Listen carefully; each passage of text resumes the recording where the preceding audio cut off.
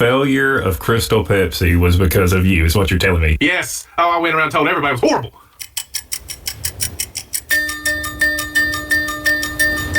Hey guys, and welcome back to episode 5 of Borrow a Dollar podcast. I'm your host, Evan, and joining me shortly is my lifelong friend and co-host, Torin. Join in and listen as we reminisce about Crystal Pepsi. You remember Clear Pepsi? Crystal Pepsi was the name of it. I actually seen a documentary at the time. It was such a new and innovative product that nobody knew what it was. It was a clear drink. They were scared of it. People were just now, they were scared and they didn't understand what it was. So do you remember any experiences like seeing Crystal Pepsi? I tried Crystal Pepsi twice, and the reason why I tried it the second time, I'll tell you why. The first time, it had just came out. It was new, never had it. And my dad carried me to school one day, and that was a rarity. It never happened. He worked construction. His hours were different. I think maybe mom was traveling. I'm not sure. I don't remember the exact details. But he got me up early, carried me to the little town where I went to elementary school, and there was a gas station called Bob and Ann's, and it was just down from the school. It was one of those gas stations you could get gas, you could get a sandwich, you could get a soda, or you could get a 2-pound bag of finish nails or whatever. It was a hardware store / gas station / restaurant. It was a one-stop shop. So he carried me in there, and I don't know, the fact that he didn't ever take me, I guess is probably why he did it, but he gave me like $5 or $6 or $10 or whatever. He said, go in there and get whatever you want. So I go in there and thought, all right, here's my chance. I'm going to go to school with all these neat things, and it's going to be awesome. The kids are going to love me. So I got a Crystal Pepsi. I also got some candy bars and whatever else, but the Crystal Pepsi was the main thing. So I stuffed that down in my bag, and I thought, oh man, here I'm going to be the cool kid. I'm going to have these Warheads and this Crystal Pepsi and the Snickers and whatever else it was. So we get to school, and I go in, and the whole time I'm sitting there thinking, oh yeah, man, I can't wait for lunch. I'm going to dig this out. I'm going to be the cool kid. As the day went on, I started feeling worse and worse, and just like feeling sick. Just didn't feel good at all.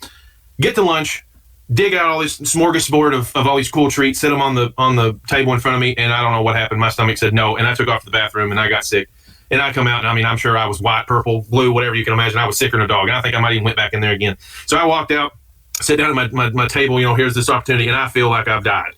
And so I took one little swig of that Crystal Pepsi, and it was the nastiest thing I have ever tasted in my entire life. And I immediately just said, all my buddies is like, here, you guys can have every bit of this, and I gave the drink away. And fast forward, week, 2 weeks, month, whatever, couple days, whatever it was, and I'm back at our gas station, and I bought it again. And I thought, okay, this time I'm not sick. We're gonna give it a go. Took another drink. Now, whether it was my mind throwing it out there that you were sick as a dog when you drank this, or if I literally didn't like it, I don't know, but it was awful, and I've never drank it again. It was the nastiest thing I could ever, it reminded me of like Diet Right. I don't know if you ever drank Diet Right back in the day, but it was awful. It was just the most disgusting thing ever. And hey, that's just my opinion. Lots of people liked it, but that was my exposure to Crystal Pepsi. So the failure of Crystal Pepsi was because of you, is what you're telling me. Yes. Oh, I went around and told everybody it was horrible.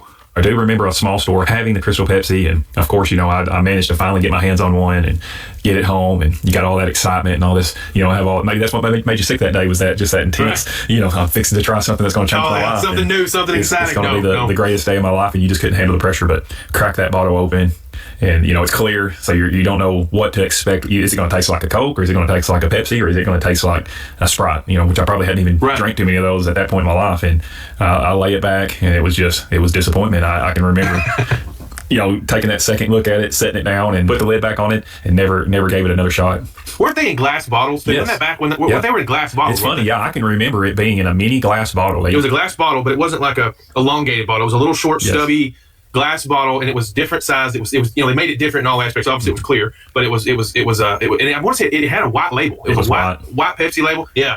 Man, it was awful. It's amazing. We can remember these tiny details about this stuff. Well, it was so vivid for me as I died twice drinking this product. But it was a moment of a decade of our lives, and it was one of the pivotal moments of our lives. Still let down. Well, maybe if anybody's listening out there, let us know what is that product for you, or what was it that you were so amped up about, and it just didn't do it for you. It didn't take off. And if you have any Crystal Pepsi stories, love to hear those too. What makes you? Do you remember Crystal Pepsi first off? And if you do, what was your story? What was your story? I'd love to get some comments, feedback on that. It's amazing to see all the varieties that we could choose from, even at our little local store. And it's so much so that you're overwhelmed. I go to a gas station now and I stand there and okay, what now? There's so many things to choose from. I have to wonder and ask the question, what are kids now going to think about in 20 years? Like, we are reminiscing back. Is there even going to be something they can pinpoint?